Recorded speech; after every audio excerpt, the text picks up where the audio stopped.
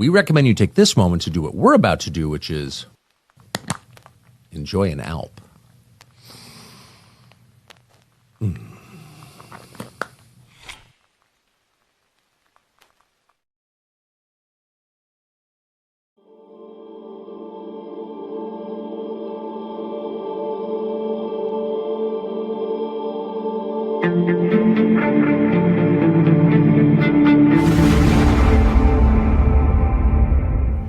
Humility is also about recognizing that one of the responsibilities of government is to prepare for the worst, not hope for the best.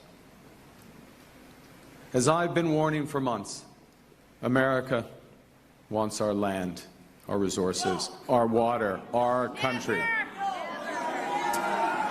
Never. But these are not idle threats.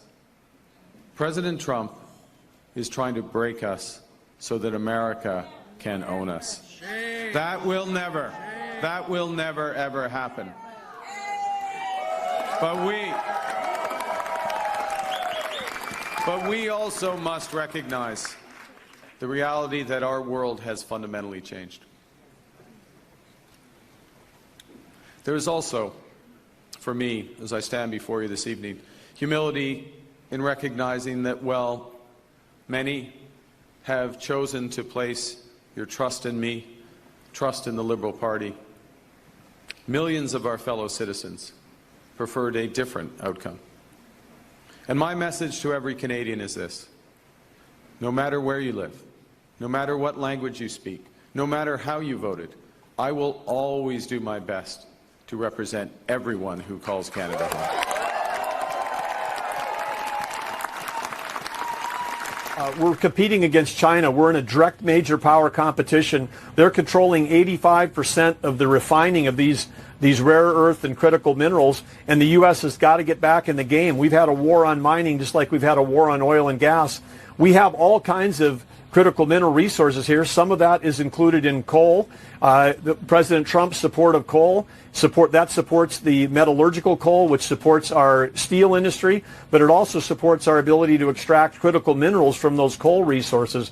We've got an opportunity. We're working with gold miners, silver miners, copper miners. This copper mine in Arizona, it's been a 30-year saga of trying to get permitted. In 3 months with President Trump, they've got the go-ahead. We're going to get back in the mining business in America. Okay. And with that, we've got to process that, but we need to stockpile those critical minerals. We need to invest in those companies, and we need to provide sovereign risk insurance to them to protect them against future policy changes. Not a bad 100-day performance, Mr. Secretary. Другий пост.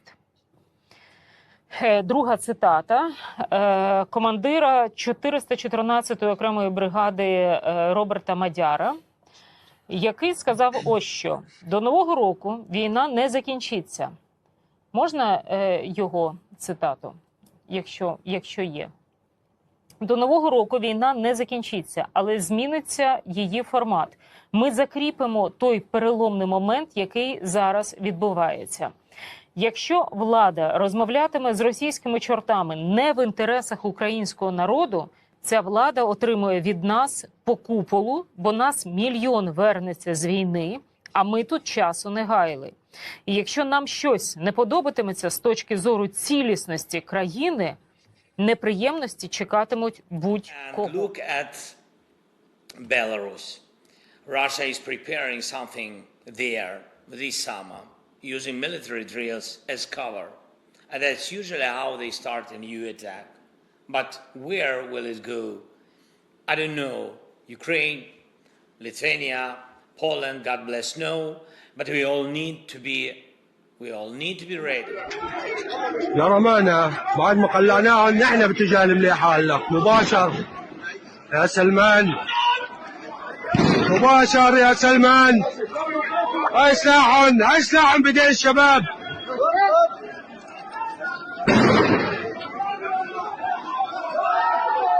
هاتيتو يلا اتحادي باني معروف هاتيتو يلا اتحادي باني معروف يلا اتحادي باني معروف يا رمانا مباشر يا رجال يا رمانا مباشر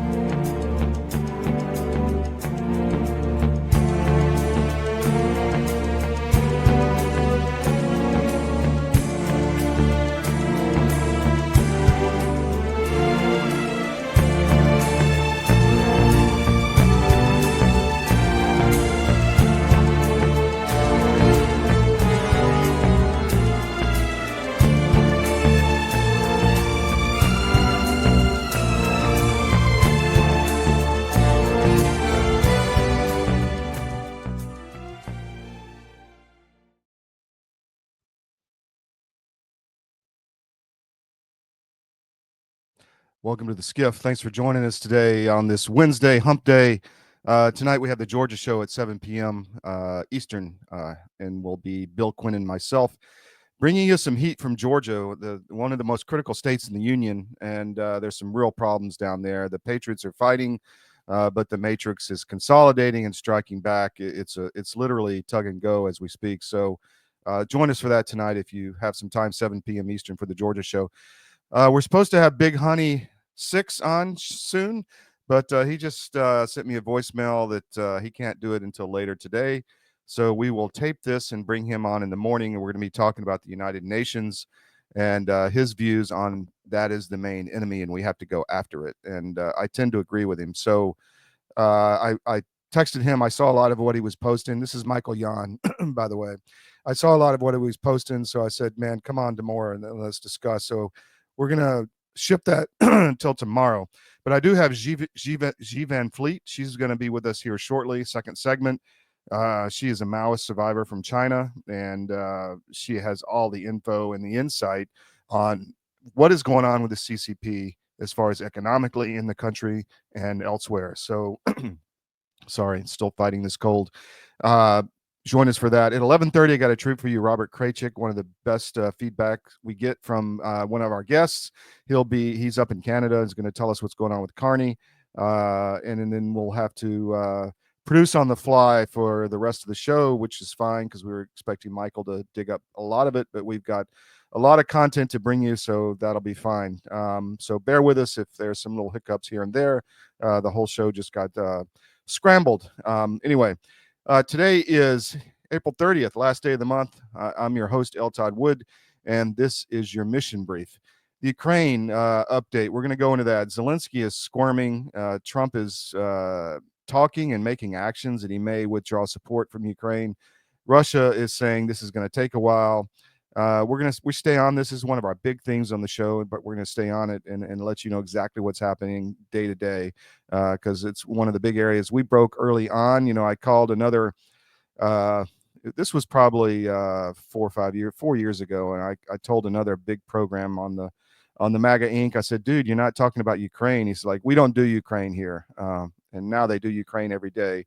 So this is a big story. We're going to stick with it because it's one of the ones where we have a lot of expertise on the ground still in Kiev and throughout Eastern Europe, as you know, on our Eastern European site, Tsarism.com. Russian May Day Parade, another big one. This is May 9th, and it is Moscow's biggest celebration. It celebrates their win over the Nazi regime, the Great Patriotic War that they call it. And this is going to be threatened this year because of Zelenskiy's drone and missile capability, which is the U.S. drone and missiles capability. So, excuse me. So we're going to talk about the risks there to the Kremlin, which is obvious. They've been shelling Moscow now for years, and the fact that they're going to have this big ceremony out in front of the entire world, a lot of world leaders there, is a problem defense-wise. I'm sure they've got plenty of air defense, but the Golden BB can always get through. And then what the heck's going on in Kashmir? That is bigger than you think. I had a good column by John Mills on the site today, and we're going to talk about that. A tariff update as to what's happening with tariffs, with the Chinese tariff war, with the financial class squealing, and Trump's reaction to it. There's some news on that this morning. And then the Druze in Israel, Turkey, Israel, Syria, jihadi versus the Alawites, which are gone. They're still killing them, but now the Druze are, the Al-Shabaab is marching on the Druze in southern Israel, and Israel's vowed to protect them. So all of this is just major issues, conflagrations that could blow up into something very, very easily. We're going to take a break. We'll be right back with G Van Fleet. I know you'll enjoy her because she's fantastic. Stay with us. We'll be right back.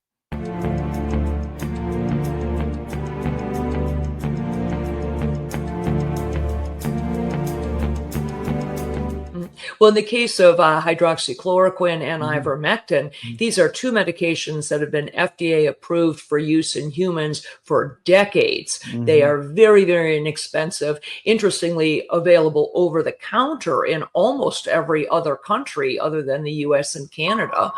You can just walk into a pharmacy and buy them like we buy Tylenol in much of the world because they're that safe.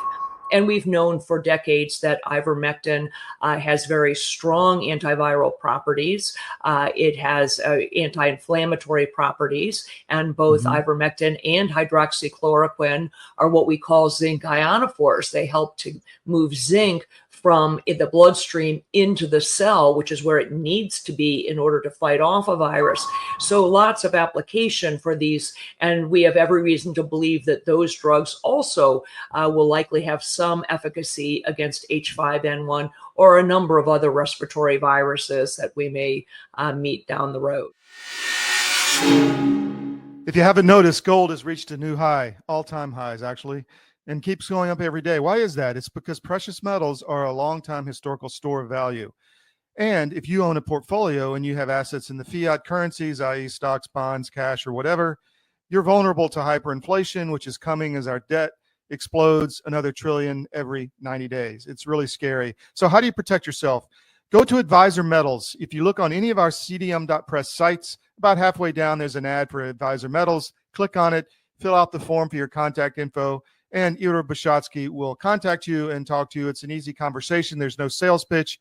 He's completely verified by us. He has a regulatory background we've checked into. We've checked with his bankers. We've checked with his IRA custodians for metals, and we can highly recommend Advisor Metals and IRA. So go to Advisor Metals. If you call them directly, tell them we sent you at CDM, and he'll definitely take care of you. But protect your portfolio because you really need to. It's coming. Thank you.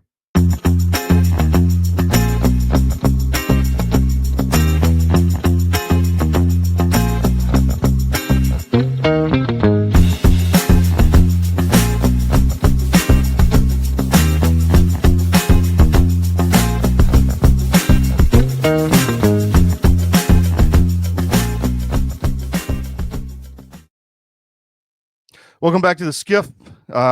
Producing on the fly today. We're going to be taping Big Honey 6, Michael Yan, right after the show, and then we'll have that to play tomorrow on his comments on confronting the United Nations. I think that's a really huge, important issue that no one's talking about. So when I saw him do that, I said, dude, I got to get you on. So we'll tape it tomorrow or this afternoon, and we'll bring it on tomorrow morning. By the way, we do a lot of this. We tape when we can get people. People's schedules are crazy, so we're very flexible, and we just say, come on the camera now, we'll get you, and then we'll bring you on the show. So we did that with She Van Fleet late last night, and I'm going to bring her, not that late, early evening last night. I'm going to bring her on now, and I wanted to bring her on because she's a friend of the show. She's been to our events. She's been on our panels. We've interviewed her a half dozen times. She's a survivor of the Maoist revolution, one of the few that are, in the U.S. that are speaking out. And she's got some great books on that whole subject. But I saw her talking about the tariffs, and she said, look, they have no money.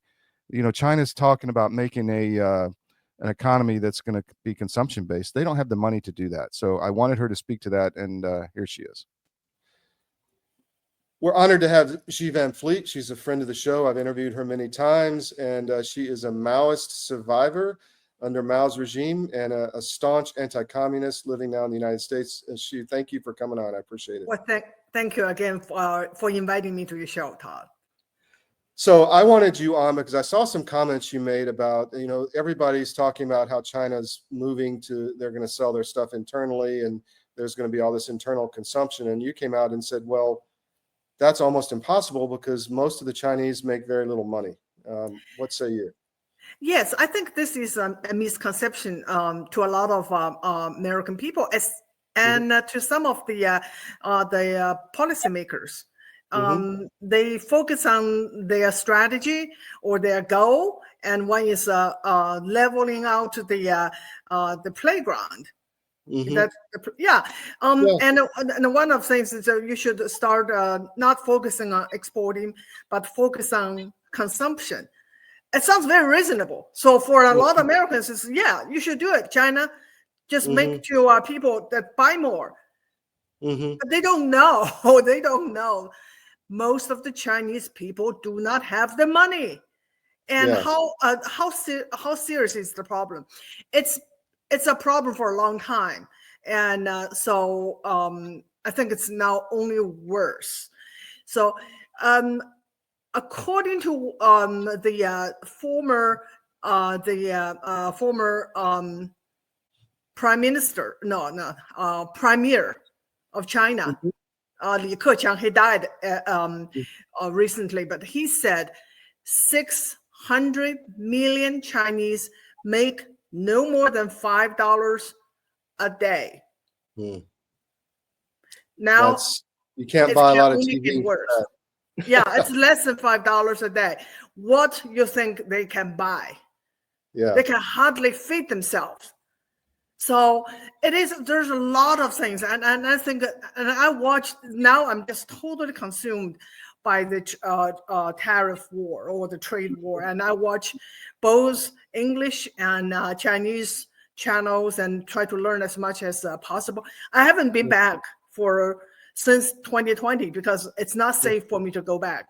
So of course, I don't have the on the ground information, but I do have family and I have friends in China, and I watch everything I can or read everything I can about the situation in China. I know, even before the crisis, that most of the peasant workers, those are the people that provide the cheap labor, they don't make much, and they stay poor.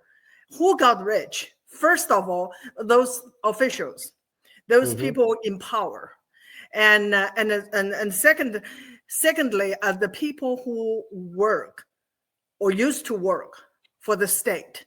Those people are better off, but not the bottom of the society, which is the majority of them. So that is something I think a lot of people just don't understand. They also have this misconception that you can just reason with CCP.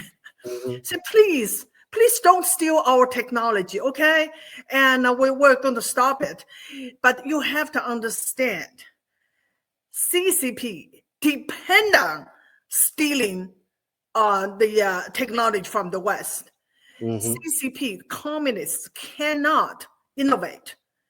And this is something people should understand. Why can't they innovate? Chinese people are smart people. They are super smart. But why can't they innovate? Because under communism, you can innovate. What you innovate does not belong to you. Why bother? Right? Bother, right? Yeah. You steal. So there's a lot of things that they're talking about is not realistic. And the reason they talk about those things, they don't understand the nature of communism. And I think I start to worry because I listen to the officials and policymakers, the experts, and when they talk about those things, I said they just do not understand why communism China can change. Change means give up power. They will give up everything. They will let the Chinese people eat grass, as they said. They believe that Chinese people can survive 3 years by eating just grass. They believe they can sacrifice everything. One thing they cannot sacrifice is power. And when you ask them to not do this and do that, all those threatened, they are grip on power. So this is how many people that are actually, you think, in power and wealthy. I mean, there's been numbers 90 to 100 million that are actually in the party of 1 billion Chinese. Is that about right? No, not the party. I think 1%. Just like Bernie Sanders, it's 1%. Okay, here in America, when we talk about the 1%, we're talking about people like Elon Musk. They create wealth, right? They create wealth. Most of them are entrepreneurs. In China, those 1% are party elites. They don't produce anything, not a thing. What the wealth they got is exploitation from the working people in China. And then, as I said, and some of them are the urban elites. But even for those people, the money is not theirs because the party can take it away anytime. Just like we know, at least I'm glad that most people in America know about the story of Jack Ma. But that's not a unique story. That happened to a lot of newly rich. Their money can disappear overnight if somehow the party consider them a problem. Yeah. So there's not enough even wealthy Chinese if they all started buying lots of cars and TVs to make up the difference of losing the American market at all. I mean, it's not possible. Correct. It's not possible. We're talking about the majority of the people are worrying about food, and the so-called middle class, the urban elites, they worried because the real estate bubble, their wealth is just disappearing, just like bubbles, and they're not going to buy cars, not going to buy consume. They probably just also focus on the only necessities, which is pretty much just food. And so there's no way that all this junk that they produce can be consumed by Chinese people. So what do you think is, I think the Chinese are much weaker, and a lot of this bluffing is because of that weakness economically. It's almost like a Ponzi scheme where you have to keep building things to keep people employed, to keep them happy so that you maintain power. And when you lose this major market of sending things, then that could really put them in a bad position as far as the party is concerned. Do you agree? Yes, it is very dire, the situation.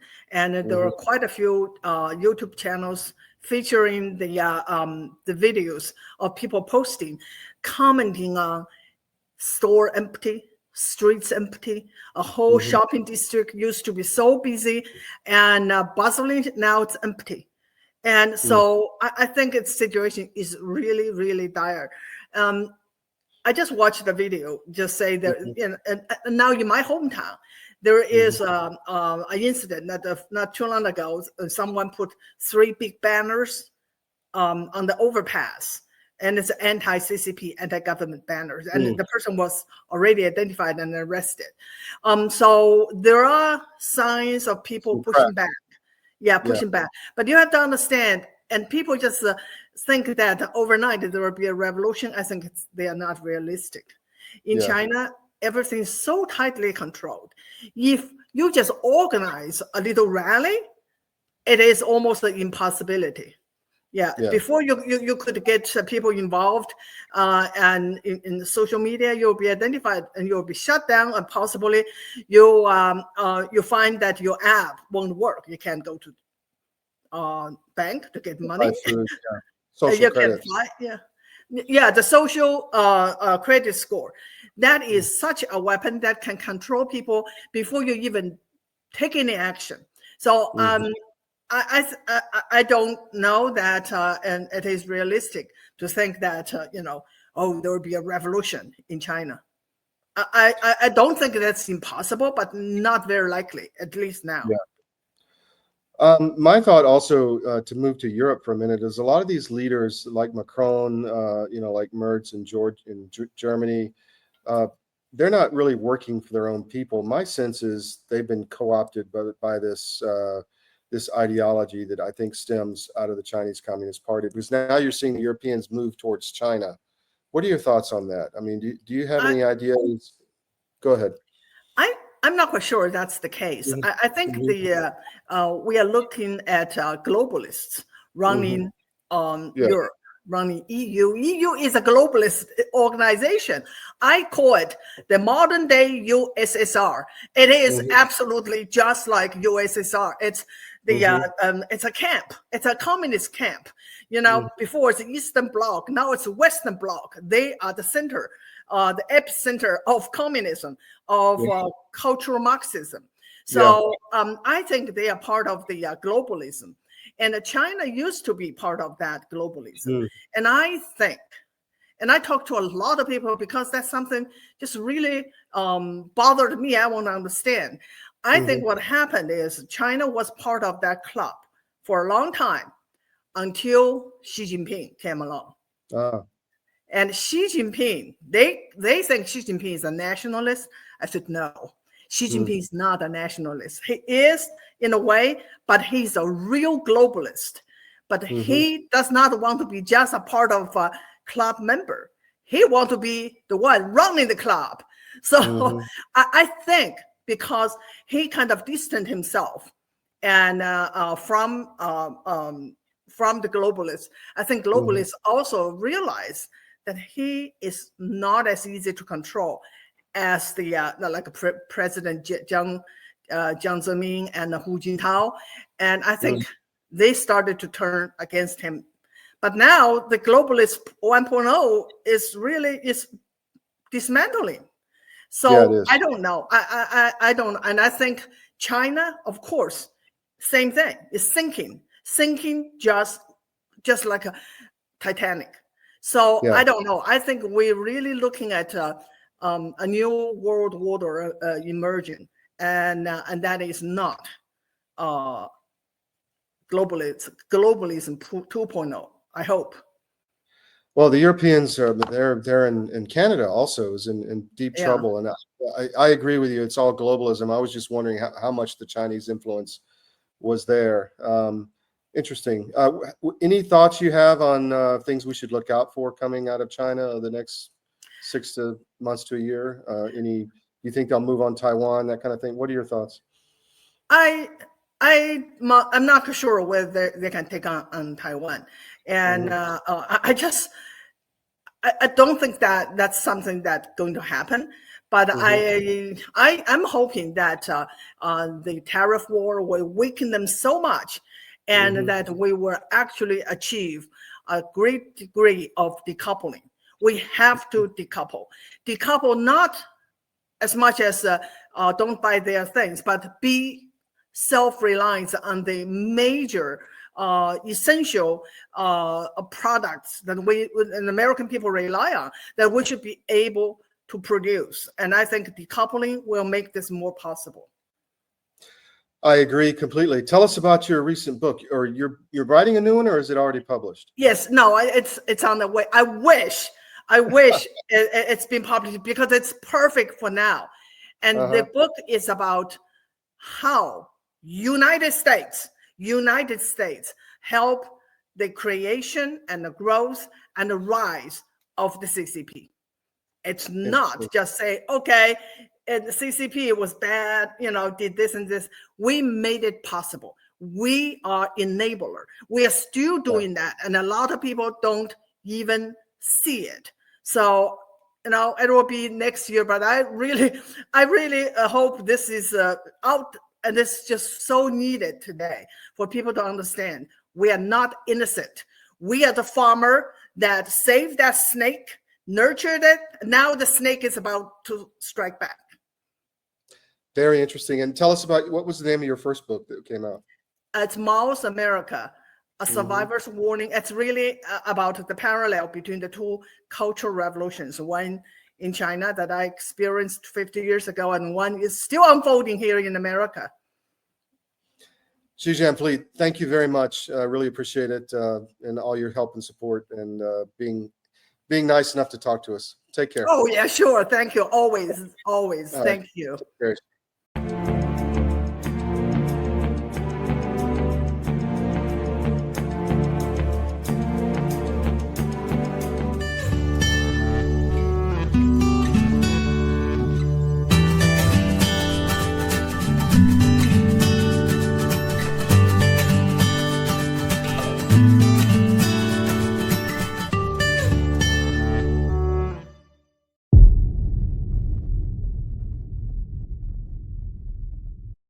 The bird flu is circulating. We're getting more and more press, more fear mongering, more warnings about this. First, let's start with that. What say you on? Well, what I say is it specifically is not circulating. It's in animals. There's one human, maybe two transmissions, no human-to-human transmission. And stand by, everybody. If there is some sort of sudden human-to-human transmission, you should immediately be suspicious that gain of function was involved with that. Just the fact that they're taking an animal virus and going nuts on it in the press and talking about it all the time, that to me leads me to believe that they have concerns that somebody is doing something with that virus, because this would not happen naturally, in my opinion. Our world is changing rapidly. Many crucial systems we depend upon are collapsing. And the most important system that is failing is the food supply. Mr. President, this Council is more than aware of the multiple challenges and threats the world is facing today. But the threat of famine, people starving slowly to death, must be a red line. These food prices are going to keep going up, and they're going to keep feeding excuse after excuse, narrative after narrative. Yeah, you're going to have to get off that treadmill and start getting more autonomous with your own food growing. You want to make sure that you can eat, because frankly, food is the biggest issue as we are going through these transitions. But amidst the chaos, there is a path to resilience. Marjorie Wildcraft is the female leader of the survival and preparedness movement. Marjorie has taught millions of people how to grow an abundance of food in a grid-down situation, even if you have no experience, are older, or out of shape. I've spent decades finding the fastest, easiest, and funnest ways for the average person to be able to grow a lot of food. I've created a step-by-step process that's so simple that even kids to elders have been using it in order to grow a lot of their own food. And you can too, even if you have no experience, you're older, or you're out of shape. Growing your own food is like printing your own money. Get started today.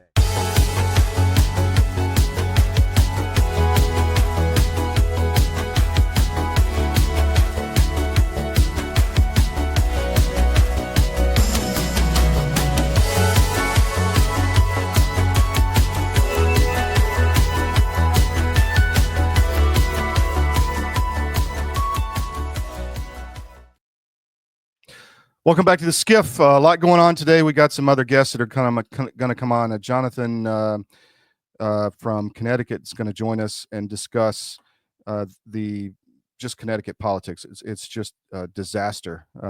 So that's going to be interesting. We're looking at filling some other time here at middle of the show with some other guys that are going to bring some heat. But until then, we do have Robert Kraychik at 11:30. He's going to come on and discuss Canada, and then we'll produce on the fly as we go here. I want to talk about a few stories that are huge in the mission brief. One is Ukraine. There's a lot of frustration at the Trump White House. You have Zelenskiy, who is, obviously being advised by a lot of the neocons inside the government, and he's, as Trump said, asking for more and more, and making demands which he really doesn't have the cards to do. And Trump has called him out on that. And this is from, we're not going to give up territory. Crimea is from Ukraine. And there was a post today that said that Zelensky said, okay, well, I'm not going to recognize Crimea as Russian, but you can. So the U.S. could do that. So maybe they got past that point.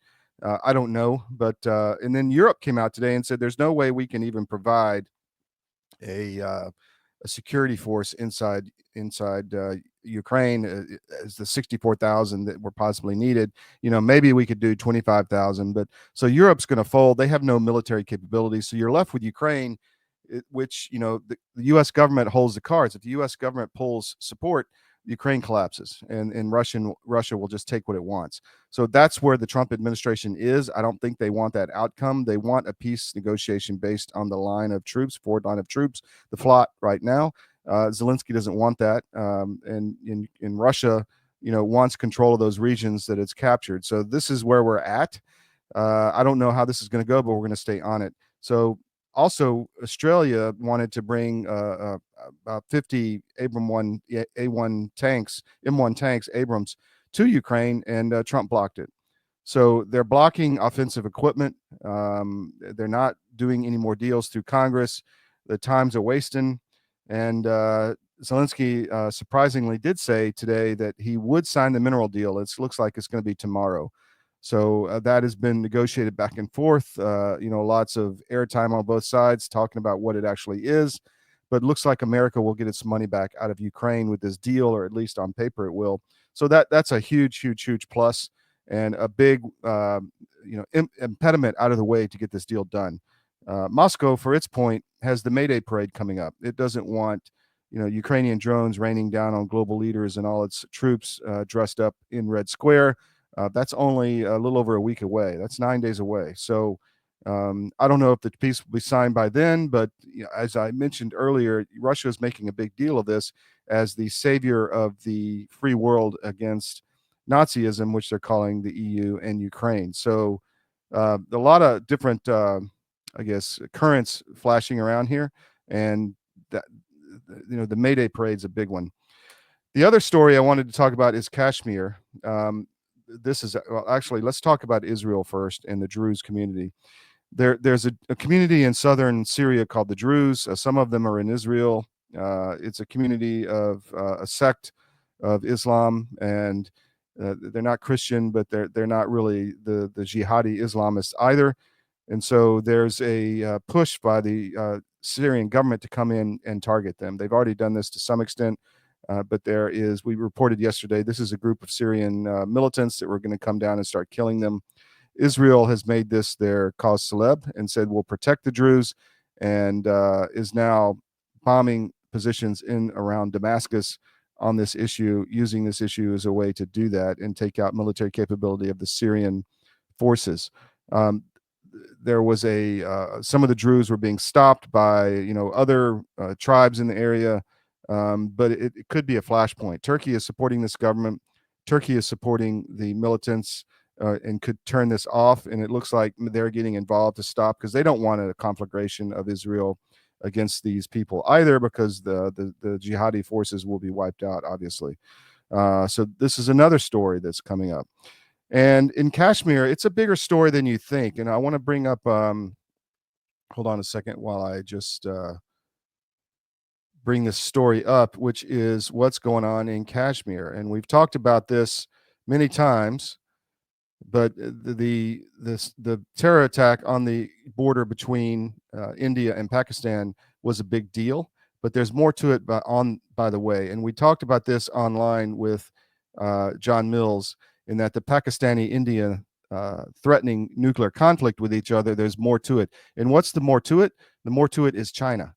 As I've said already, I think China was involved in setting this off, because China benefits if the Pakistanis can get to the Chinese border and open a corridor of trade. So China wants to keep this conflict going.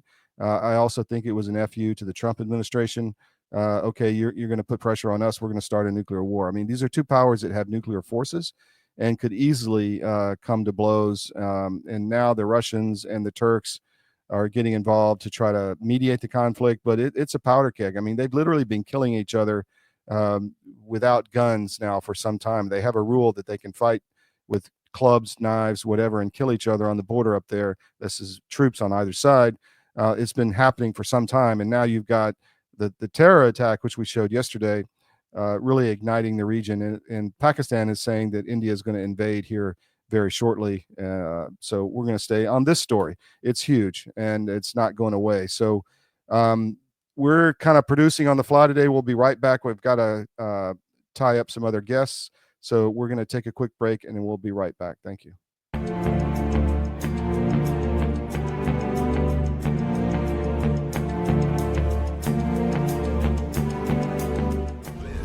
Special report. Knowing how to invest your money is harder than ever before.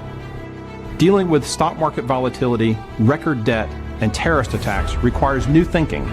At U.S. Asset Management, we can help you see the world more clearly so that you can move beyond the chaos and invest with confidence. Call us, visit us online, or drop by our office. U.S. Asset Management, helping you make better decisions with your money. Pandemic, we can never be caught unprepared again. And so many Americans, when COVID hit, they had nothing in the house. Stores were shut down, and doctors' offices were shut down. And even if doctors prescribed drugs, hydroxychloroquine, ivermectin, pharmacists wouldn't fill the prescriptions. That was a nightmare. Now the situation is much worse. We have these horrible supply chain problems. In our emergency medical kit at the Wellness Company, we have 8 prescription drugs that are all potentially life-saving. Most people who died with COVID, they died in the hospital because they didn't receive early treatment. Every American family should have one of these.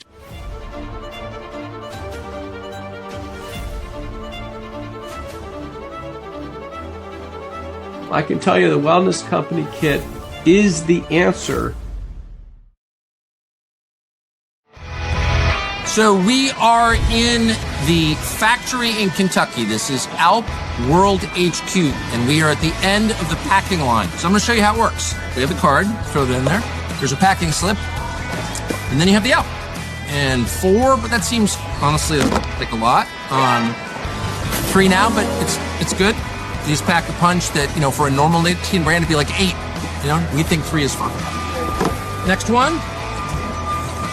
Again, 4. Let's throw 3 in just to keep it fair. Okay?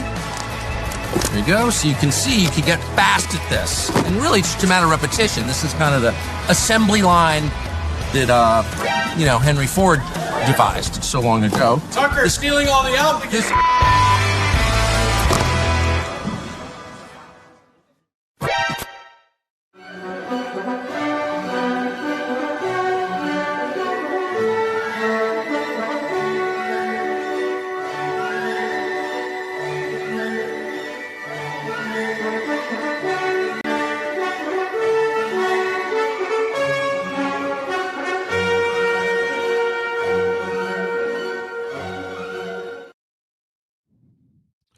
Sorry about that. Welcome back to the SCIF.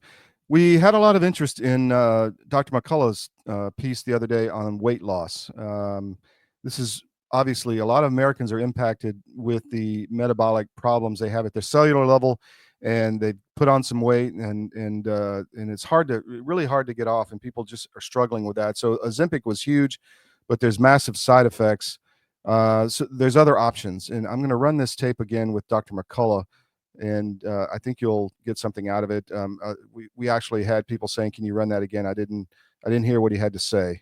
So we're going to run this, and then we'll be back with some other guests. Then we have Robert Kraychik at 11:30, and we have Connecticut politics at 11:15. So stand by. We'll be back after this. Well, honored to have with us a good friend of the show, Dr. Peter McCullough. We've been talking with him for years. Welcome back, Doc. Thanks. Glad to have you. Great to be with you. So I wanted to get you on because the weight loss thing is really an issue today, and there's a lot of, you know, misinformation about Ozempic and what it does, what it doesn't do, how it can harm people. What are your thoughts in general just about weight loss to start? Well, certainly it's a giant issue. Most of us have some weight to lose. You know, all of us can actually increase the number of fat cells and the size of each fat cell tenfold over the course of our lifetime. Huh. And so, you know, when we lose weight, they just don't go away immediately. So the big breakthrough has been Ozempic. That's a single, what's it called, a GLP-1 receptor analog. And then the dual analog is Mounjaro. So that's even more powerful than Ozempic. And now the big breakthrough is retatrutide. Retatrutide, that's a triple acting drug, and you know, I think for the first time people are going to be able to access this and use it without needing a doctor's prescription and without getting injections. Wow. So it's going to be in a pill form, but the Wellness Company has an alternative. It's called Drop. Can you tell us about that? No, that is retatrutide. Oh, I see. Retatrutide is Drop, so it's not the pill form.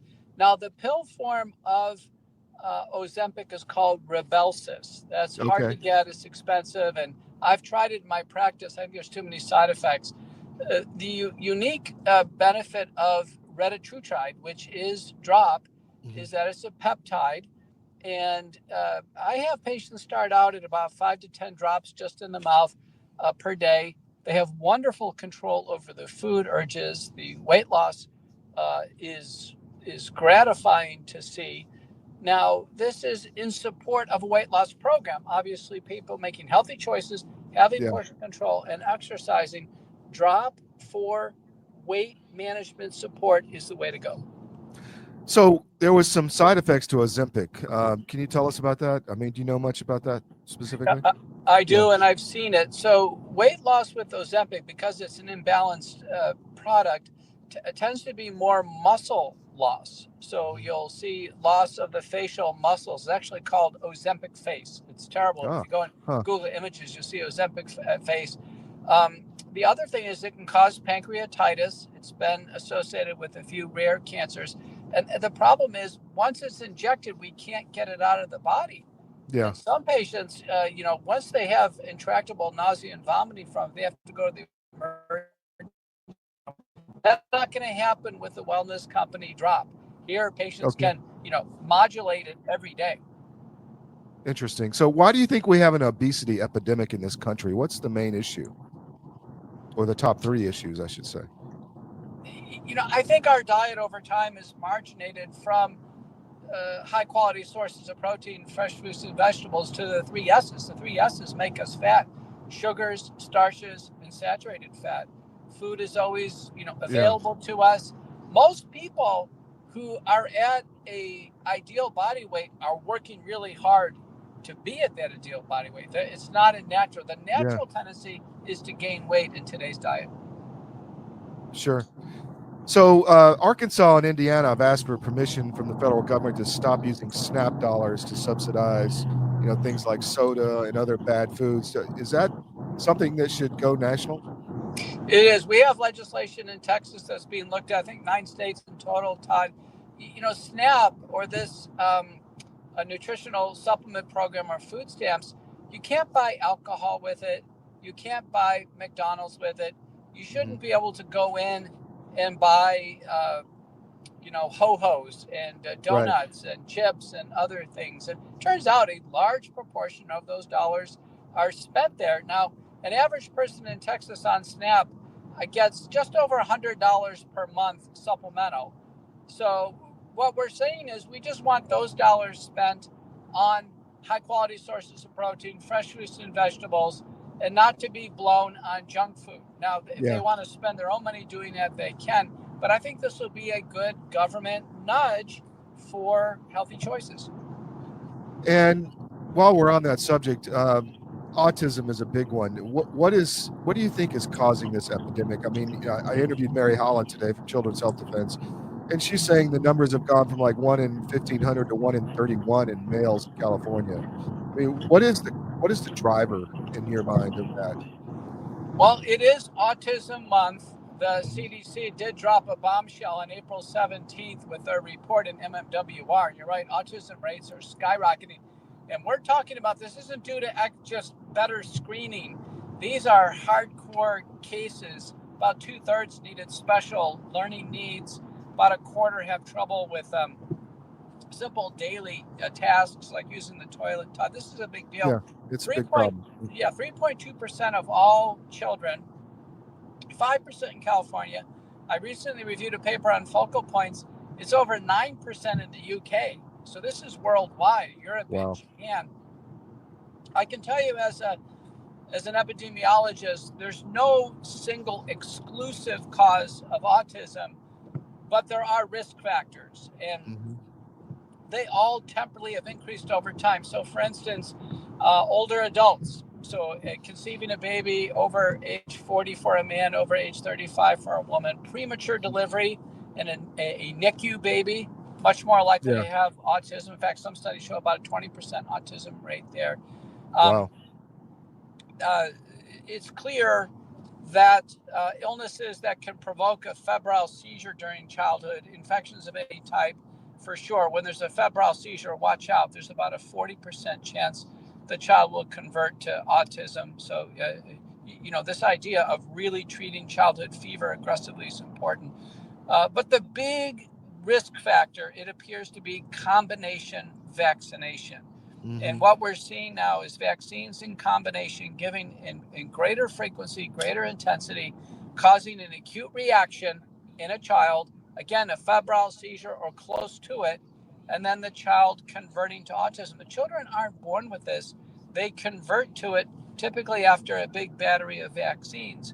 And so as the investigation is undertaken here, and Robert F. Kennedy has vowed to have an answer by September of 2025, that means essentially review of existing data, we'll end up with these modifiable risk factors. And there may be other things in the environment like glyphosates and sugars and food dyes and other other risks. But Right. a big modifiable risk factor is going to be big combinations of vaccines early in childhood. It's far safer to wait on these, give them in smaller increments. And multiple studies show if parents want to go completely, natural at this point in time with no vaccines, that's certainly a safe and effective way to raise your child.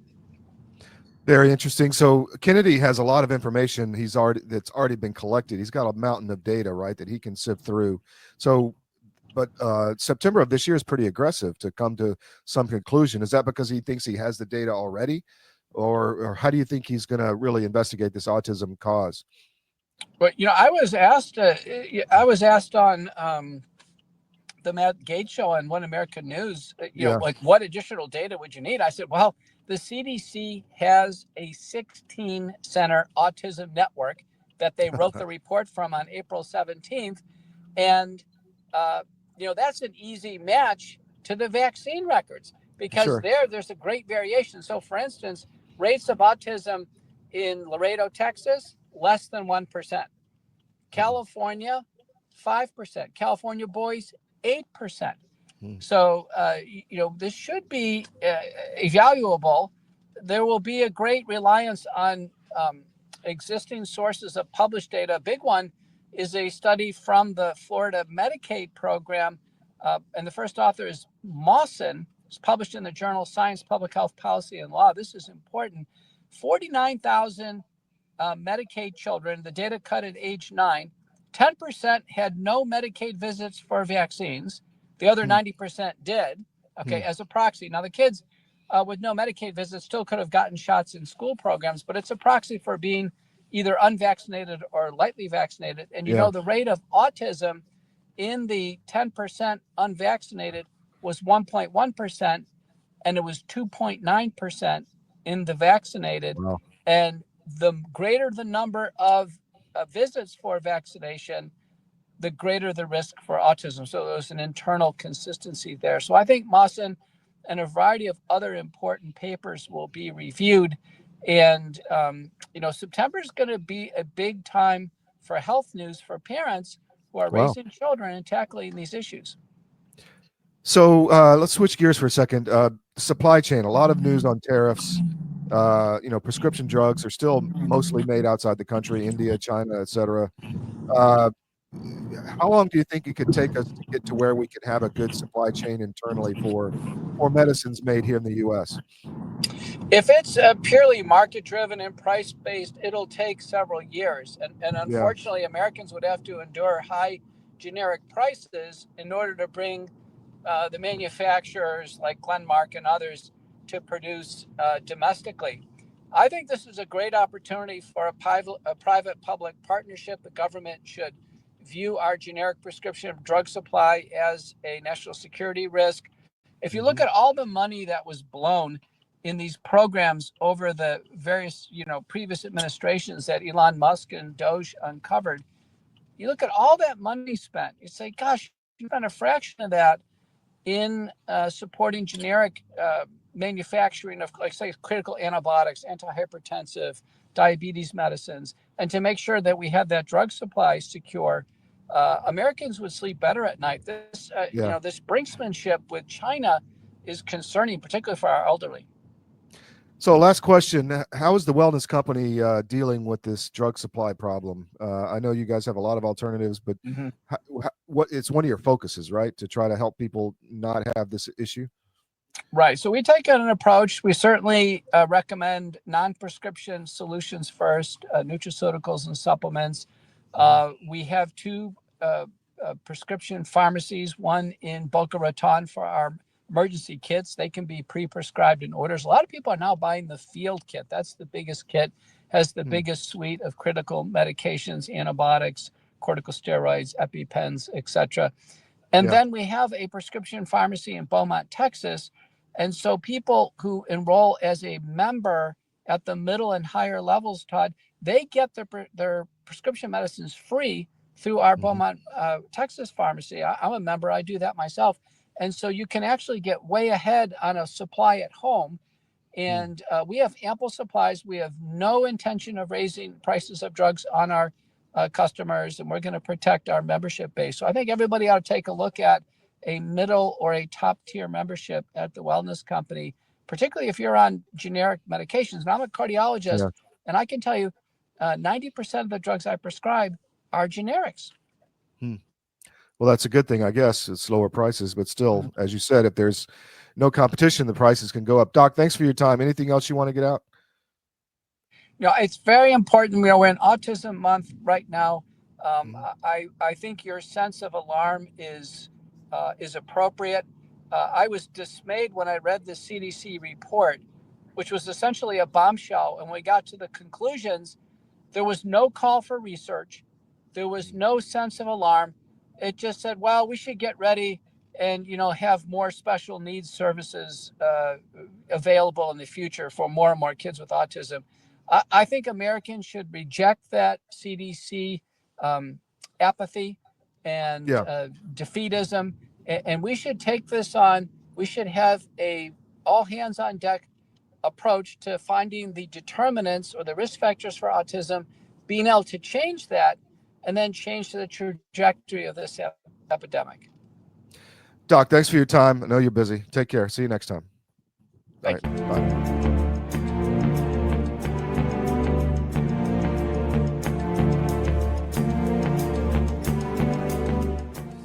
Your government doesn't care about you.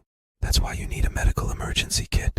It contains life-saving medications like ivermectin, Z-Pak, and antibiotics. Stock them before they block them. True life Alp story. I got a call from a friend of mine yesterday, honestly, true story, who said his girlfriend had just broken up with him over Alp. He wouldn't stop. And I thought to myself, that's kind of sad. And he said, no, it's not sad. Imagine if I'd married her. Now I know I was saved.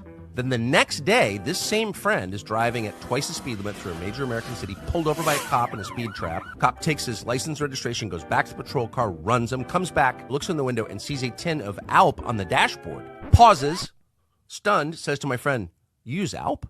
Yeah, I do, says my friend. So do I, says the cop. We all do. He looks at my friend thoughtfully and goes, drive safely, sir, and hands back his license and registration. No ticket.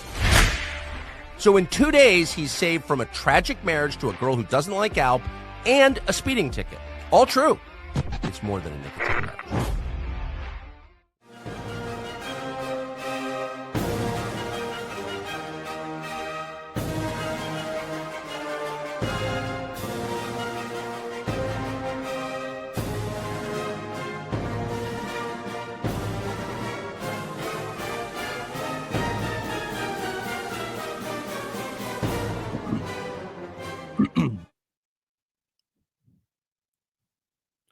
Welcome back to the SCIF. Thanks for joining us today. Producing on the fly today, our guest, Big Honey 6, Michael Yan, dropped out. We'll be having him tomorrow, and we'll be taping it in the afternoon today. So he'll be on tomorrow. So stay tuned for that. We're going to talk about confronting the United Nations. That's why I wanted to have him on. Follow CDM.press, morning, noon, and night. Put us in your daily scan so you get the best news. We are a global news wire. We bring in all the news and curate it and bring you what you need to know, not the latest blow up in the White House briefing room, but news you really need to know to be effective during your day. So that's our mission here at CDM. And on that note, at 11:30 at the bottom of the hour, we're going to have Robert Kraychik out of Canada. He used to be Rebel News, but is going to give us the skinny on what's happening with Carney and with Canada. So you get, again, sources on the ground. At 11:15, I've got Jonathan Goldstein from the Connecticut Sentinel, one of our writers up in Connecticut and very active in Connecticut politics. Connecticut's a mess. We cover it pretty actively with our paper in the region, Connecticut Sentinel. But I've got a treat for you now. I'm going to bring in Bill Quinn, who is on our team in Georgia. Bill, thanks for joining us. Good morning. I'm not sure I qualify as a treat, but we'll have plenty to talk about. So I wanted to get you on because, and thanks to our staff for arranging all this on the fly. We always have a stable of great guests to bring on when people drop out. But you're seeing a lot in Georgia of people, and we've talked about it a lot offline. And by the way, we'll be on tonight at 7 p.m. So this is kind of a preview of the Georgia show. People are having to choose between essentially good and evil at this point. Is that what you're seeing on the ground in Georgia?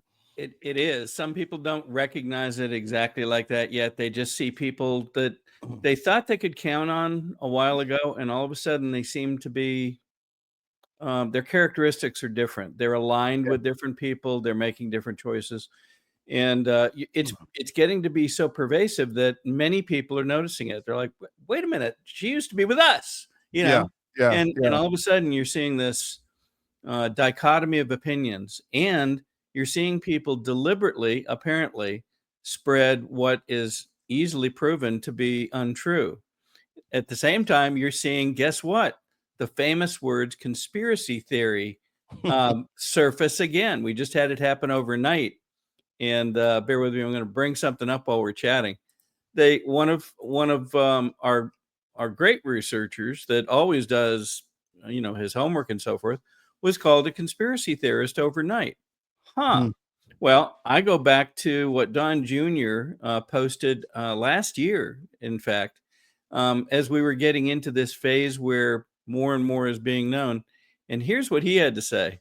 Don Jr., a conspiracy theorist these days is simply someone who is capable of obvious pattern recognition. Most So of this stuff is true. right there in front of you. So it seems to me like you've had the captured media and captured political class for some time. And for a while, people kind of just let it go and believed it. Then they started questioning it. Then we had the 2020 election. Then we had this just awakening. So the media and the political class are not as effective anymore. So it's almost like they're trying to get that back by screaming, "You're a conspiracy theorist." Well, that doesn't work anymore. I mean, people know the truth, right? That's correct. I think people are spotting it. No, not everybody. And so one of the big jobs that I see people doing is trying to put facts in front of friends and colleagues and say, didn't you notice this? This Mhm. doesn't line up with what you're hearing either on the news or from others. And we're seeing that very precisely right now in the I'll call it cage match for the Georgia GOP. It's very, very interesting. Mhm. Folks are deliberately, apparently, in some cases, spreading facts or what they call facts that are untrue and easily provable untrue. One of the things that happened this week, a gentleman got elected to lead the 9th district, and folks were saying, "Oh, he's got a great background" and so forth. Those folks left out the fact that this gentleman was the campaign manager for David Ralston, one of the most nefarious and many say offensive House speakers in Georgia, in recent memory. Apparently, This was a guy who was, he was in power in the legislature and was an attorney, but he was delaying justice for thousands of cases. Am I right? That's right. One of the reports is 1,100 cases, and he would use a law that they put in place that allowed continuation of a case because of legislative requirements. So, in other words, if they're in session, they didn't want to have to pull them out. Well, apparently, the use of that was abused. Some people, I mean, folks, over time, you wait long enough on a case, witnesses disappear, they pass away, Mm-hmm. out of money, and in many cases, people claim they could not get justice. Yeah. And so, there was a point where it looked like they were going to take him out of play and get into a very deep investigation. And so there, you look at that, and then you say, well, gosh, whoever was supporting this was maybe in question, right? And So yet, you're talking he about was one of never the, involved in that. Yes, he Yeah. was. We Yeah. found the to the point earlier, facts speak. And so we found the disclosures from David Ralston where he listed this person as his campaign manager, showed how much he was paying him. So, that's what So really. you were a conspiracy theorist for having, not you, but having that pattern recognition capability and seeing that this guy used to work for this guy, and therefore maybe he's not who he says he is now. Correct? Yeah. So there's, that's going on all over the place. And, one of the things that you see too is folks splitting hairs, oh, I didn't tell someone not to run. This was a quote from the current GOP chairman. I didn't tell this young gentleman to not to run. No, he didn't tell him. He asked him. Would you please not run? I don't mean to laugh, but you get to the point where you really can't do anything else. It's like, no, I didn't tell him not to run. No, I guess you didn't. By the way, Bill, we had gave a an reader, incentive not to run. we had a reader here, Bill, said it's always a treat to hear from Bill Quinn. So Oh, that's very gracious. As I say, I try to say almost every time, most of our research is now coming from people all across Georgia. They recognize we're trying to bring out the truth, the facts, and they help that process. And we give them the credit for that work going on. It's and both it's appreciated and necessary. It's a model for other states. I was talking to a gentleman in another critical state yesterday about media and the lack of it in his state. It was free media. And I told him what was going on with the Georgia Record and the Georgia Show. And he was like, that's really impressive. And I said, yeah, we can replicate that in your state. So what's gone on in Georgia? I mean, it was one of the first papers we launched, but it's really blossomed into an incredible research team and a filter to bring information to the public. That's right. And it's both necessary and it's working. And as you say, it could work in other states. We just need to put that dynamic in place where people trust that what we say we can back up with facts and become involved. Don't be afraid. Yes. Even today, there are still folks that they know certain things, but are hesitant to come forward because they feel like there's something behind the curtain that's going to come out and in some way impact them or impact their business, their personal relationships or something else, which is a shame. But as you said earlier, this is in fact if you go beyond just the here and now, there does seem to be sort of this choice that folks are making. They're either on one side or the other, and it's becoming, I would say, clearer and clearer by the day. Yeah. And if you recall, Alex Jones was on with Tucker some weeks ago and actually talked about this. He said, we're going to see people move left and right, good and bad. Mm-hmm. And I believe that is what we're seeing. You can tell it because the pattern is so consistent. When somebody moves bad, they have a tendency to continue to spout lies, even in the face of facts that show the lies to be lies. Even some other folks that are espousing to be the, bringers of truth, if you will. And unfortunately, we see them, saying, "Oh, okay," to folks literally lying, Mm-hmm. and yet they allow it to come out and don't back off on it when they find out, oh gosh, that was a lie. Yeah. And literally in the last few days, folks claiming that other people's behavior is one way and it's not, and it's on video, and it's clearly not, and yet they stand by what they said. It's kind of like the Russia hoax. They're still trying to use it, and it just doesn't stick anymore. Yeah. So we will have we'll have plenty to speak about on the on the show tonight at 7 p.m. You can locate the link to the show most easily just by going to georgiarecord.com, and we'll have the link to join up there. It's at 7 to 8.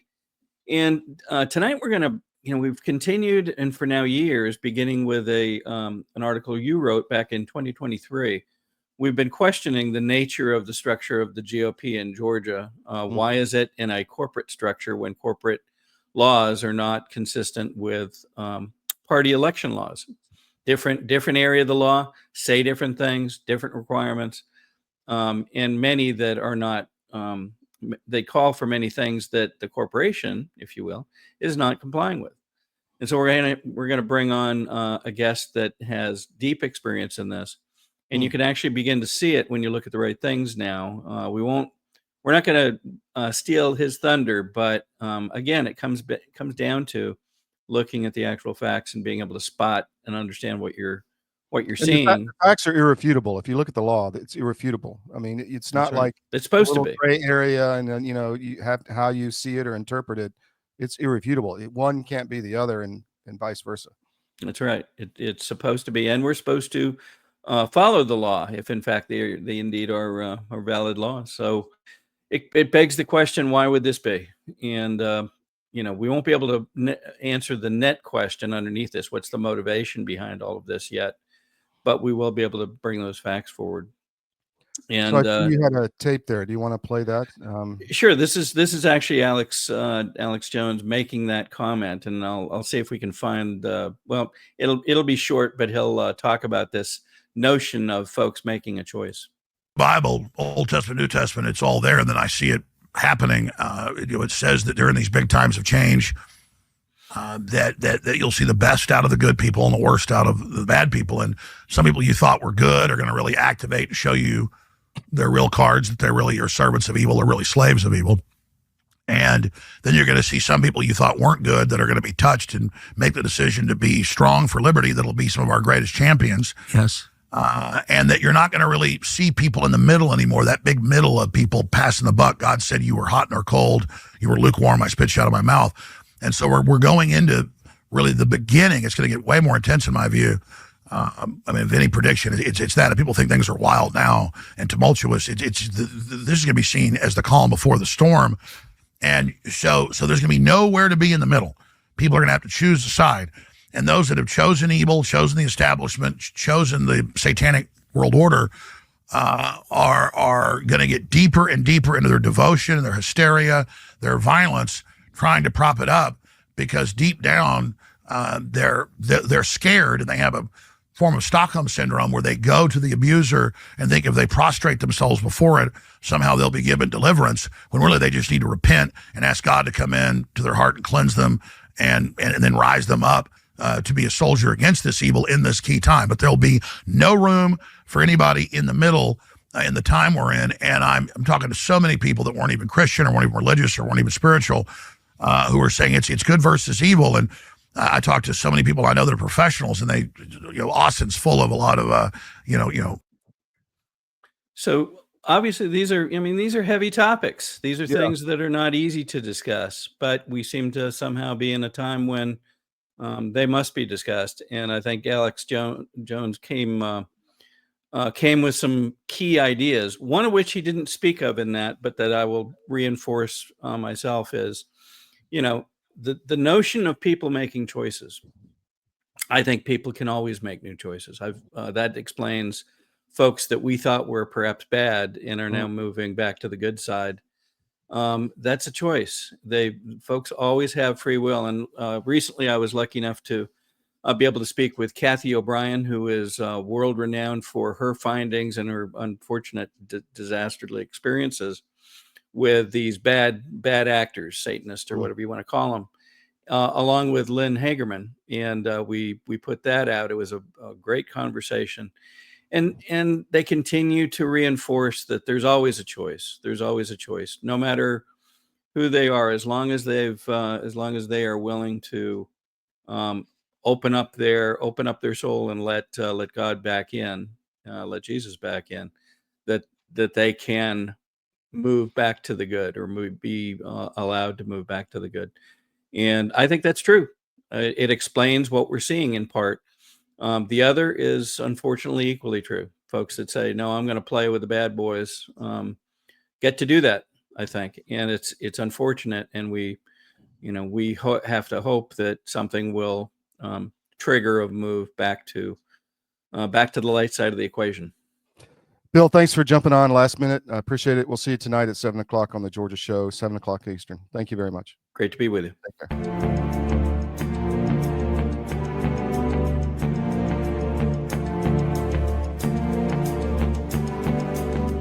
Okay, ready? Ready. So we're out in the field in South Dakota shooting pheasants, and we're coming out here to a Milo field you can see behind us, and I was throwing in an ALP. Someone else was using a tobacco product, and then somebody, and I'm not going to name names, pulled that out in public at a hunt. And so that's obviously yesterday. What we have here, ALP, is tomorrow, and we're going to make that official by symbolically ending the long reign of this product. Willie Robertson happened to be hunting with us. We don't have a mechanical fur, but we do have former U.S. Senator Rick Santorum of Pennsylvania. With an arm. Willie's got a 12 gauge. I've got my trusty 20. And we're going to see what we can do to usher out the Zen era.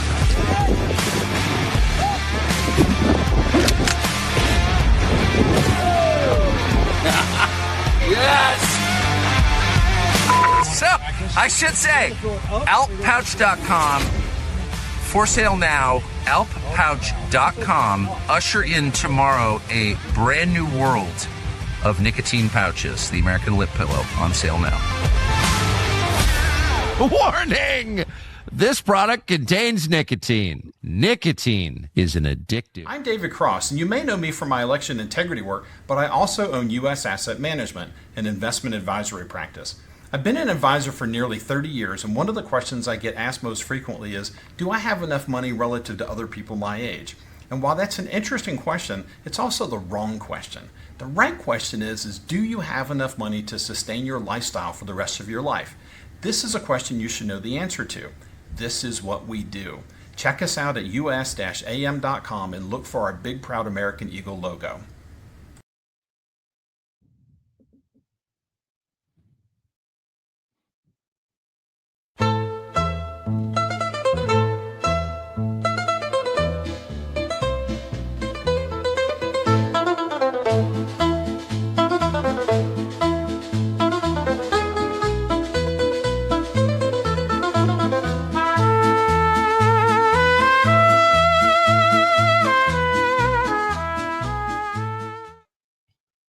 Thanks for joining us back on the SCIF, and thanks for your patience today on our mix-up on the schedules and throwing everybody around and getting new guests on last minute. We'll have Michael Yan on tomorrow, but one of our papers and one of our most successful papers in the network at CDM is the Connecticut Sentinel, ConnecticutSentinel.com.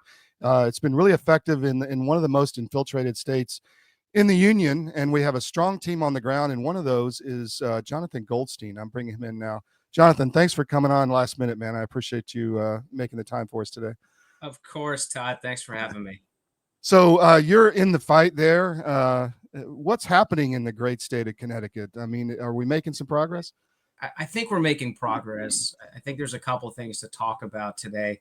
You know, I mean, there's so many bad bills coming out of Hartford. One of them is 7033. It's effectively to allow Connecticut to become the next California or New York. And about a week ago, you had New York residents in Brooklyn protesting a homeless shelter. Now, that's a physical structure. You know, we all want to help the homeless. We want to have ways to solve these problems.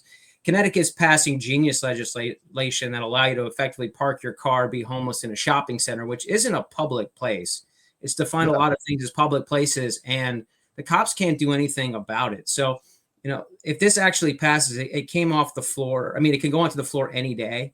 And with a Democrat-controlled majority in Hartford, it's likely to automatically pass or just go, you know, or sometimes they never get to the floor. But could you just imagine like Todd's Point or Binney Park or anywhere in Westport, which is probably the highest liberal per capita outside of Stanford in our district, just, you know, putting up a nice, you know, homeless tent on the beach and leaving it there. Like the thing about these policies, you know, we have one party control in this state. So you can't blame the other party, being conservatives, Republicans, whatever you want to call us, whatever our term in drag today is. And these are just bad bills. And they don't do the realization. I wrote an article a couple of weeks ago for the Sentinel. I went to a Chris Murphy event, and I was one of like 3.5 conservatives in the room, and everyone felt endangered and triggered, and you know, safe spaces for all.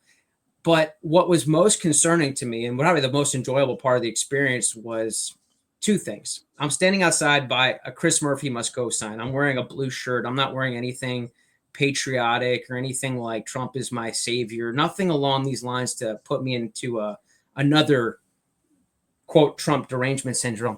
And this woman, again, the average person who attends these events is beyond postmenopausal, just before the retirement community, or maybe they're busted in from the retirement community. Yeah. She asked me if I was a paid agitator and if I was going to hurt her grandson when he showed up in attendance. Now, I would never even think to be called a paid anything, but the fact that these thoughts are through their minds indicates that they're clearly getting paid to do what they do. But it's projection, right? I mean, they're just projecting on you what they're doing themselves. Right. One finger pointing at you, 3 point back. That's the rule. It's a 3 to 1. And in Connecticut, it's probably about 3-1 in the actual Connecticut legislature. The second important thing that happened was there were 2 bathrooms that used to be a male and a female restroom. And they just took off the sign and they put all gender or gender neutral. Now, it was the man and the female, but it wasn't like the third one, half man, half dress. Right. And I'm going in there to use a urinal, not designed for women. Women, I love you to death, but there's women specific designs for bicycle seats. Yeah. If you can squat into a male urinal, that's clearly like an Olympic feat. And I'm using the bathroom like a traditional man does, and 5 women, again, all in that kind of like depends mode. We're not sure if they're using depends or not. Come in and like, oh my God, I'm so sorry. I'm up, and I'm like, but why? This is what you wanted. Yeah. Yeah. This is what you voted for. This is what you pushed. This is what you protest for. Right. And I purposely stood there for an extra 5 minutes just to constantly, and I thought to myself, look, I'm a grown man. These women are of the age of, majority or seniority or whatever. But imagine if I'm a male teacher, regardless of whether I'm a Republican or Democrat, and little Susie, the high school kid who's 17, walks in, and her teacher, Mr. Tom or Todd, whatever we want to call him, is zipping up as he rotates. Yeah. Yeah. No kidding. That teacher is going to the romper room, and, an investigation is launched. Now we have to find a substitute teacher. We already have enough problems. I think Greenwich has some of the highest rates of absentees on, funny you should mention it, Thursday, Fridays, and Mondays. Yeah, it's amazing. I can't imagine how that works. Well, a lot of this is just chaos they want to create opportunities like you're talking about there, to like put people in bad positions and then, take advantage of that and interrupt their careers or get rid of people they don't like or whatever. I mean, you could go down the list, right? Yeah, but most of these teachers in Stanford are probably of their same values. And I think most of these, I'm going to say Democrats, or have never seen their policies in play. And these women for the first time saw what the chaos is of a multi-purpose gender neutral bathroom is. Now, like I work in construction is one of the things that I do, but we just put toilet, we put water closet, and there's communal water closets with a communal sink, but each one has a separate stall. Sure. Like, this doesn't work. And the funny thing about Connecticut is you watch what California does, or you watch where New York goes, wait 2.5 years. We don't even learn from how to implement it properly. We still screw it up with lessons learned from these 2 one's a neighboring state and one is just a state that sets all geniusness. Like, again, these tents, this is California, this is San Francisco, this is, exactly what we're expecting to happen in Connecticut if this passes. So, well, you've already started to see it. And I know the Jackie who runs the Sentinel has been, I guess, documenting, tents on the exit to Greenwich off I-95 and all that. I mean, it's coming. You're right. And that's going to be the trigger, because those people live in a bubble. And when they start to see what the rest of the country is experiencing, it's going to be interesting to watch their reaction. Again, it's not in my backyard, but it sounds great until it happens. Like I can just would love to see like Binney Park or, the beaches of Westport or, and all of a sudden you have these, tent cities and with Greenwich and pretty much up to Bridgeport, it borders New York City. So, this is a simply race to the bottom. I'd expect you to see people from New York coming and parking their cars. And, if there's no threat of police, then this is what's going to happen. You're going to have a race to the bottom, and it's the wrong kind of bottom. Totally. Well, Connecticut's the cradle of liberty, man. And I think we need to preserve it and fight for it. And so that's, what our paper is doing there, the Sentinel. What else is going on, in your opinion, that's important? Well, I think this is kind of a Jewish topic. And you see, we stand with Israel behind me. Today's Israel Independence Day. AIPAC, we tried to get AIPAC to support my father, a Republican, Jewish, conservative running. I mean, what better candidate for AIPAC? And our organization plugged in with Israel. And, they spent $14 million to primary out Jamal Bowman, who was a controversial New York congressman. I think he pulled a fire alarm. He's anti-Semitic, pro-Palestinian. And I think the totals that they gave to Chris Murphy were about $154,000, I think, career-wise. Jim Himes is, I think, $72,000. Blumenthal has, I think, received about almost $400,000 plus in lobbying from AIPAC. And now on Facebook, you see all these ads against Chris Murphy to support AIPAC to challenge Chris Murphy because he was one of, I think, 15 senators that voted in favor of Bernie Sanders' vital arms blocking bill. The U.S. and Israel, very strong allies. Whatever we invest in Israel, we typically get back twofold. Technology-wise, I mean, it's truly a return on investment for whatever we do. And so Bernie Sanders put out this legislation to block this arms sale, and Murphy was one of those people. And so rather than attempt to try to shake up Connecticut, they put $14 million to one primary seat, where if $14 million came into the state of Connecticut to support, again, Matt Corey, who challenged Murphy, and they put in $2 million to each one of those congressional seats, I think Connecticut would have flipped at least 2 out of the 5 congressional seats and possibly took a shot at the Murphy purse of over $10 million. So you think about how money is poured the wrong way. Connecticut is a venture capital investment for political change. Yeah, sure, it is. I don't think AIPAC's going to support Corey, but we'll see. Maybe they'll do the right thing down the road. Well, we have 6 years for that race, and I think we have 2 more plus for Blumenthal. But so it's the funny thing that it's like buyer's remorse. Like these guys might have been neutral on Israel. If you're neutral on Israel and AIPAC is a predominantly Israel plus focus, it's the status quo doesn't work. Totally. Jonathan, thanks for coming on, man. I appreciate you filling a segment for us today. Hey, absolutely, anytime. Thanks for having me. Yeah, man, we'll have you back. Take care. Perfect. Take care.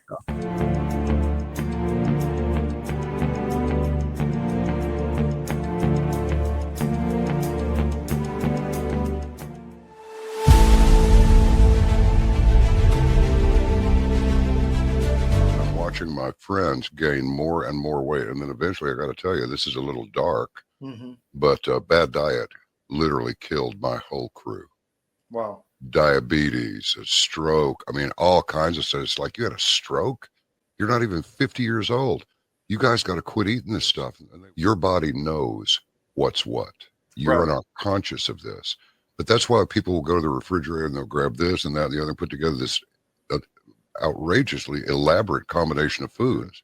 Your body's trying to reach balance. Unbeknownst to us, our bodies are always trying to reach homeostasis. You can't eat all of this stuff and expect to live a long time. And one thing led to another, and I went, forget this. We're going to make our own product. So we partnered with one of the world's top 3 biochemists where nutrition specific study is concerned. I said, all I want is the best nutritional and immune support product in the world. So we mixed it in yogurt. It's a powder. I got a bag of it here. I keep one on the console all the time, just so I can show people. Yeah. And it's a powder. Now, this is not candy. This is hardcore nutrition. And sugar is an enemy. And most people do not know that the reason these bellies are showing up on people all over the place, your body makes fat to store the toxins it can't get rid of. So it just puts them over here. But I can tell you this, you take this for 30 days and then lay off of it for 2 or 3 days, and you'll go, good grief, give me some more. Skin, nails, hair growing back. Cut yourself and it heals in half the time.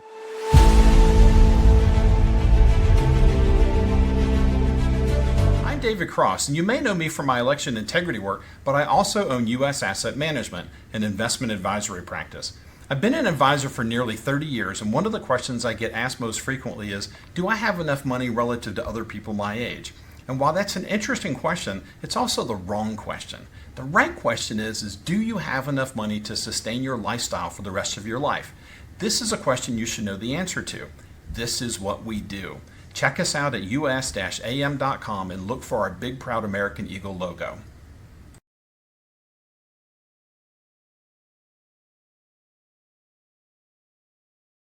We have foot, slog, slogging over Africa. Foot, flagging over Africa. Boot, boot, boot, boot, moving up and down again. There's no discharge in the war. 7, 6, 11. Welcome back to the SCIF. I wanted to highlight something for our next guest. If you go to armedforces.press, top left corner is the AFP store. There's some really cool gear on there. I've got my AFP mug right now. But if you want to look good in the gym, get some AFP sports gear. It's all good. It's all there. Cool designs. But check it out. For that person who has everything, it's a great gift. Bring in Robert Kraychik now. Robert, thanks for appreciate the time. If you want to look good in the gym, I appreciate that, Todd. Yeah. Get gains in style, my friend. I agree. Yeah. Speaking of gains, what's going on with you? How are things happening? Things are good, man. Life is getting better all the time. Slow progress, inch by inch, pound by pound, right? In either direction. Yeah. We just had an election. I think Trump wanted this result, but I want to hear what you have to say. I don't agree with you on that. I'm not sure that Trump really wanted some sort of weak, terrible prime minister in order to hurt Canada. I think Trump understands that the healthier and stronger Canada is in terms of prosperity, in terms of the quality of its population, in terms of its capability for both moral and material growth is a benefit and an advantage to the United States. So I think his criticisms of the previous prime minister and of his sort of, he's a little bit of, he embellishes a lot. He'll say things that he doesn't mean literally. I don't think he has that sort of nature. And again, I could be wrong. You may be right about that. Well, my point, I'm not sure he wanted that. Let me just interject. My point was not that he wanted to hurt Canada, but that I think, and he said this, that he could deal better with a liberal because he didn't think the other guy was actually who he said he was. And that was easier for him to deal with. But anyway, go ahead. Yeah, okay. If I'm misinterpreting his words, then I think you're right. I think you'd agree with me on this point, though, that a better prime minister, a better government in this country would help facilitate a better Canada, and a better Canada is a better neighbor to the United States. And I think we spoke last time about how I think we both share the point of view that in general, a more collegial, more integrated in a good way, Canadian and American societies and economies would benefit both of us.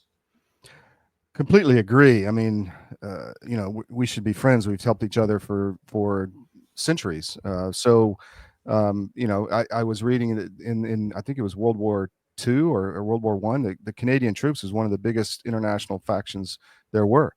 So, that history is there and we need to get back to that, but we got to get through whatever period we're in. And, just like the US and we're starting to recover, but Canada's still pretty sick. What say you?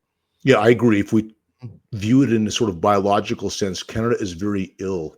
There are many diseases in this country. And of course, the most recent election is sort of evidence of that malaise culturally and politically, demographically, all of the above. So I'm with you on that. What do you see happening after the election?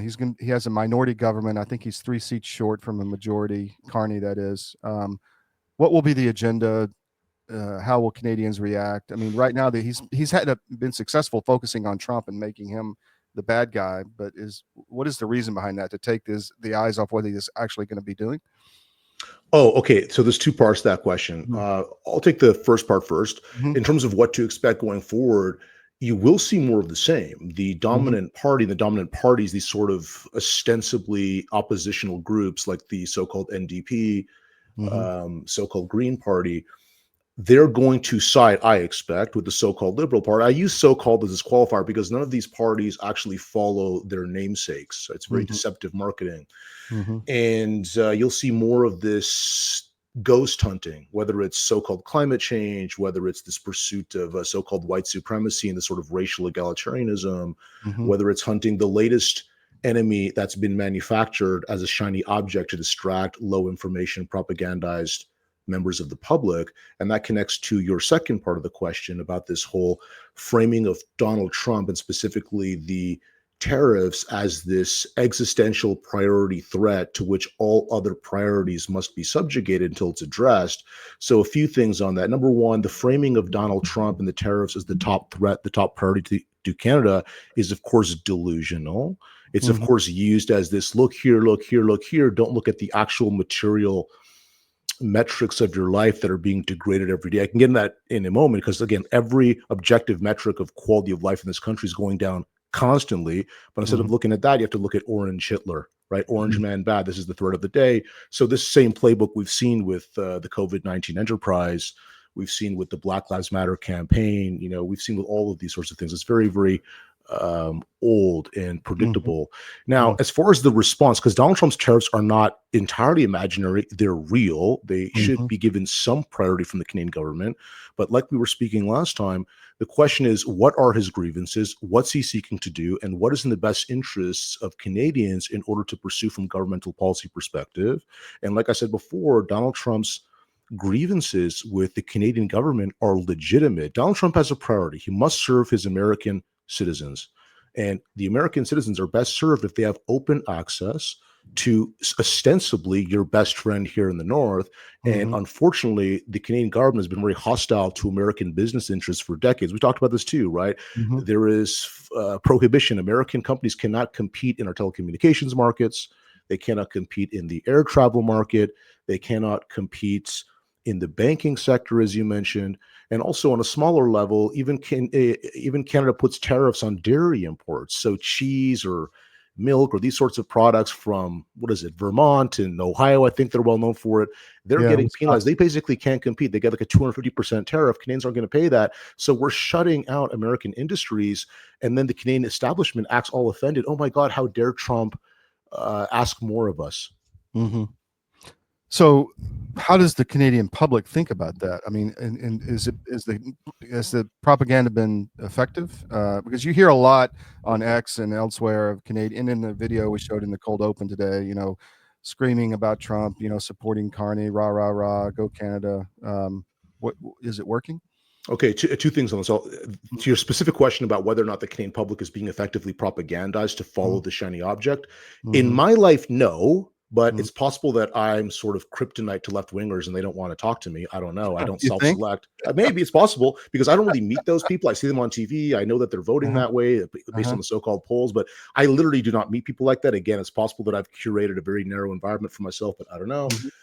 That poll that I sent you earlier indicated that there was a huge swath, at least 50% of voters who are aged 60 and above said that dealing with Trump, whatever that means, that's the phrasing, dealing with Trump is among the top two priorities. It shows you the sort of boomer meme made reality.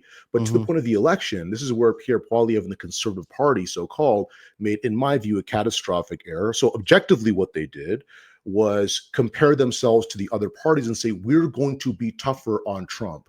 We're going to go harder against him. We're going to go dollar for dollar on these tariffs. So they took the same exact approach as the opposition parties with respect to how they wanted to respond to Trump's tariffs, rather than what I'm talking about earlier, which is address the legitimate grievances, seek greater economic integration, and don't play this chest-beating tough guy. I'm going to be more anti-American, to use a simplistic term, than my competitor. So that was a catastrophic fatal error because he bought into that playbook. He played within the left-wing parameters, which falsely framed Donald Trump's tariffs as the orange Hitler existential threat that we must take care of now at the expense of all other considerations. So let me ask you, it's obvious that the U.S. has not had a fair trading relationship with Canada. I think that's fair to say. Can Canada compete? I mean, if the tariffs went away, would Canada be able to thrive or not? What do you think? I mean, you would think so. People adjust, right? No question. I do think that it's obvious Canada cannot win in a tariff war with the United States. And Donald Trump has said this many times about Canada and other countries. We don't need your stuff. We don't need your lumber. We don't need your dairy. We don't need your electricity. And he's right. If the American government would take its foot off the necks of American energy and American industry.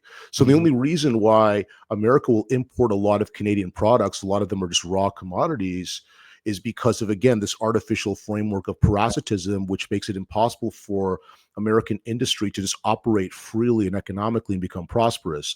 But again, if we sort of unchain both of our countries from these parasitic governments, both of us could thrive and integrate to a greater degree. Wow, so true. What a vision of the future. Maybe that's the golden age that's coming, man. What else is happening in Canada? I mean, that's been the big story, but anything else going on that people should be aware of? Any undercurrents? Well, look, I mean, what's the silver lining here? Under Pierre Poilievre's political leadership, he did grow the so-called Conservative Party, so they expanded their number of seats. the so-called Liberal Party also enjoyed a gain because the fake opposition, the so-called NDP, they basically wiped out some of their own candidates and allowed those votes to go towards the so-called Liberal Party. Because you folks in America need to remember, we've got a multi-party system, and a lot of these parties are very, very similar. But if one party is sort of saying, look, we've got to unify, we've got to consolidate, we've got to take on Pierre Poilievre, we've got to, run this whole Trump is the main enemy game, they're tactical enough to understand that. So there was a consolidation on the left, which led to this liberal minority government. And one last thing to remember is that minority governments are a bit more fragile, of course, than majority governments. It's harder for them to get the votes they might want. And also remember that if a budget is pushed and it fails in a minority government, or if there's a specific so-called no confidence bill proposed, and it passes, it means there's an immediate election. So while we do have scheduled elections, you can always have impromptu elections if the government, the minority government, or even majority government fails to pass a budget, or if a non-confidence motion is passed in the House of Commons. Interesting. So you sent me a graph. Do you want to talk about that? Yeah, I think it's so interesting because, there's a lot of this memeing going around the right-wing scene about how boomers are very detached. I don't mean to indict Todd. Todd's, one of the good ones, but people who are, I'm a Gen X guy, man. I'm right on the border. 1964 is not really boomerish. Okay, I take it back. Withdrawn, brother. Okay.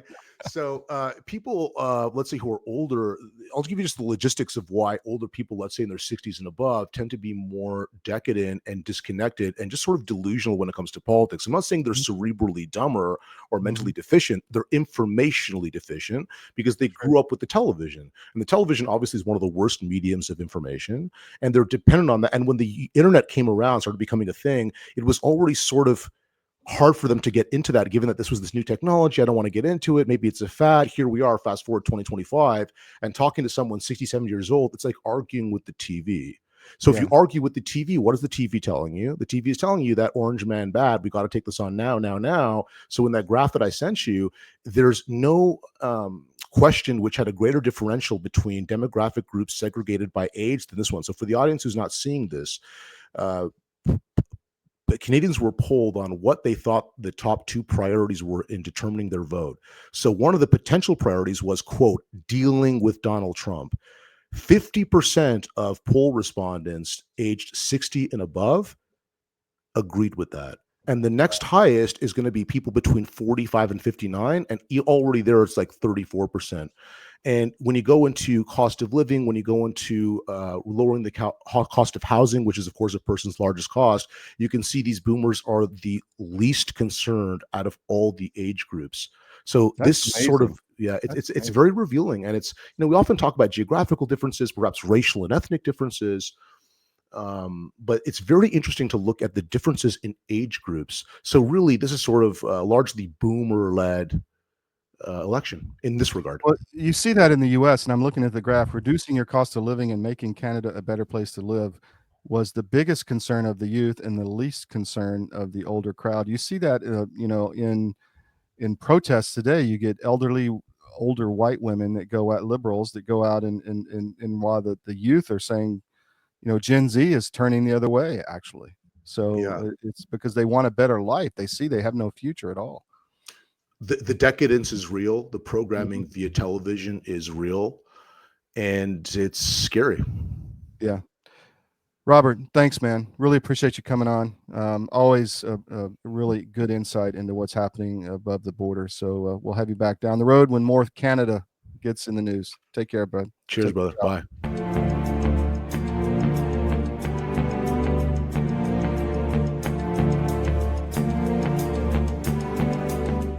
Well, in the case of hydroxychloroquine and ivermectin, these are two medications that have been FDA approved for use in humans for decades. They are very, very inexpensive. Interestingly, available over the counter in almost every other country other than the US and Canada. You can just walk into a pharmacy and buy them like we buy Tylenol in much of the world because they're that safe. And we've known for decades that ivermectin has very strong antiviral properties. It has anti-inflammatory properties, and both ivermectin and hydroxychloroquine are what we call zinc ionophores. They help to move zinc from the bloodstream into the cell, which is where it needs to be in order to fight off a virus. So lots of application for these, and we have every reason to believe that those drugs also will likely have some efficacy against H5N1 or a number of other respiratory viruses that we may meet down the road. If you haven't noticed, gold has reached a new high, all-time highs actually, and keeps going up every day. Why is that? It's because precious metals are a long-time historical store of value.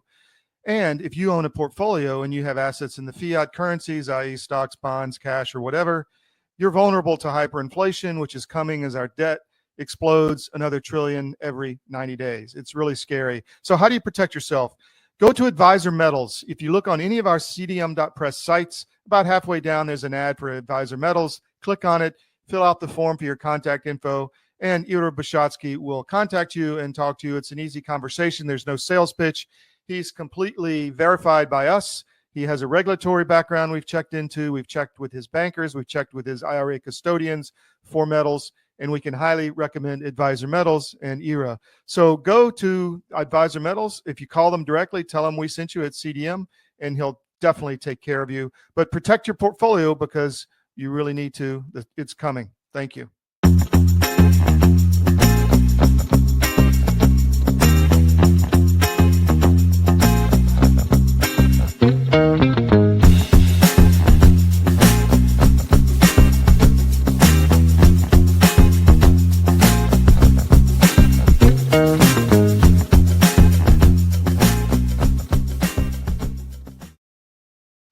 Welcome back to the SCIF. Appreciate you hanging with us today. We'll have Big Honey 6, Michael Yon, back tomorrow. Sorry for the slip up in the schedule, but it happens here. We're a live show, and we have to produce on the fly, as they say. One thing before we go, if you're looking for a good book to read, or you just want to know what the bestsellers are, go to themanhattan.press. That is themanhattan.press. Oh, that's the wrong one. themanhattan.press, and check out the book list, top right, the bestsellers list, the Manhattan bestsellers list, and you can see everything there. We put this out weekly. It takes about it's delayed about 2 weeks, but and that date is wrong. I have to get that fixed. I'm not sure why that's there like that, but this is usually about 10 days old because we have to collect the data, but you can see all the editors' picks, all the adult nonfiction, politics, fiction, young adult, history, all of it's there, just the best books. And, check it out. Don't go to the New York Times, which is biased. This is unbiased. It's only the best-selling books. Liberal books on here, whatever. And you can buy the books if you go below and just check out, and you go to our bookstore. And speaking of that, use our bookstore for books you're going to buy. Don't buy them from Amazon. You can find everything we have. We're attached to all the distributors. So just go to the CDM.press top menu, the CDM bookstore, and you can go there and search for any book and buy it there. Buy it from us. Support free media. Don't buy it from Amazon. Hope you enjoyed the show today. We'll be back tomorrow with Big Honey 6, Michael Yon. And thank you for your viewership, and spread the word. Tell your friends. Share the links. We need to make this show a lot bigger than it actually is. See you soon.